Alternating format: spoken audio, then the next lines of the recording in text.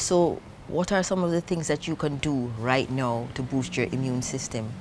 The first thing, remove all fear, remove all sadness, because fear and sadness, believe it or not, messes with your immune system, right? What I recommend in terms of a daily practice is rising early with the sun or before the sun. That's very important. We have forgotten the circadian rhythm, the daily rhythm. We are designed with the daily rhythm in mind, right? But we watch TV until late, or we go party until late, and it messes up. So if you can rise with the sun, right? Get outside and take some deep breaths. In other words, do breath work in the air. The morning air is the freshest, coolest version of oxygen that you can get. It has more life force in it than any other time of day. That's number one. Number two, if you can commune or connect with the divine in whatever form you choose, whether it's through prayer or meditation, it is said that just the act of clasping the hands or taking deep breath relaxes the vagus nerve, which runs, it's a nerve which runs like all the way through the body, runs through the chest. It relaxes the vagus nerve, and overall for the rest of the day you are just in a better place. You handle stress better, you process better, you make decisions better, you are sharper, right? So connecting with the divine or going into the silence is so important. A lot of people don't connect that act with the act of boosting the immune system, but those are the kinds of things that get lost with Western medicine.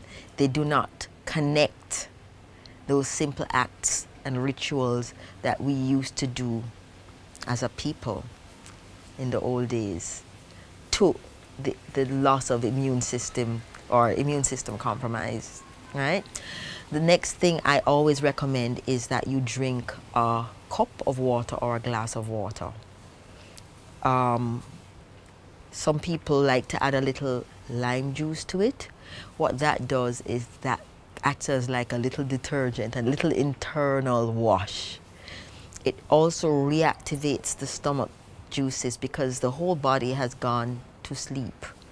The digestive system has shut down. Yeah? So when you get up and you drink a glass of water, that reactivates things. When your digestive system is vigorous and robust, your immune system automatically is also robust, right?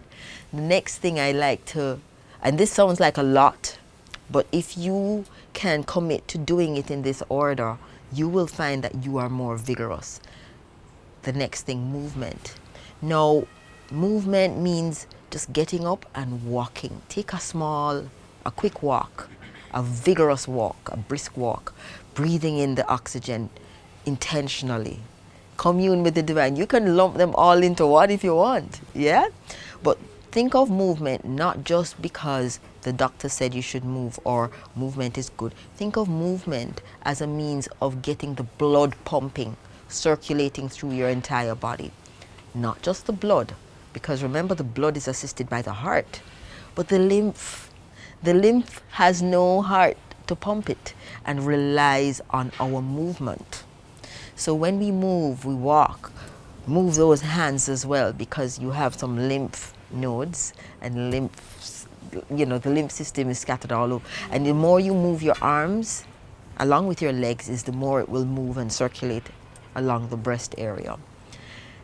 The next thing, a light breakfast of fruit juice. I prefer green juice. Why green juice? Because green juice tends to alkaline the body and it tends to give you all the nourishment you need. Green juice is filled with chlorophyll. Yeah, chlorophyll is the closest thing to hemoglobin. It carries oxygen and our blood needs the oxygen.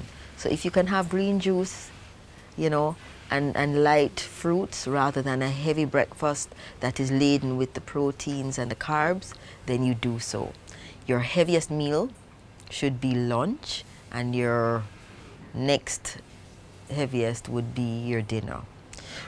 Now, it would sound like that's a lot to do, but if you can do just those, your immune system will be so much more vigorous. The other thing that I also like to recommend that people do is go to bed early. Early to bed, early to rise. You know what they say, there's a reason why they said it. They were able to observe very clearly that the persons who followed that rhythm were more successful, their temperament was more balanced, and they were able to achieve a lot more in the day, right?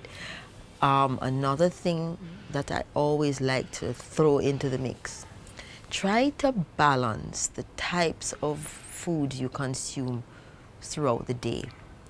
We all like a lot of sweet, it's delicious, and we love salt because that also has a nice little kick to it. But also try to include some sour and some bitter. Why sour and bitter? Because sour and bitter immediately wake up the liver and get the liver going, get the liver more active, and the liver is the workhorse of the body. So if the liver is vibrant and robust, then your immune system, by extension, will be robust. So include a little bitter tea once a week if you don't like bitter things. Have some sour, and I'm not talking about candy sour, I'm talking about lime sour, tamarind ball sour, because those things also wake up the liver and get it going. My answer is long, but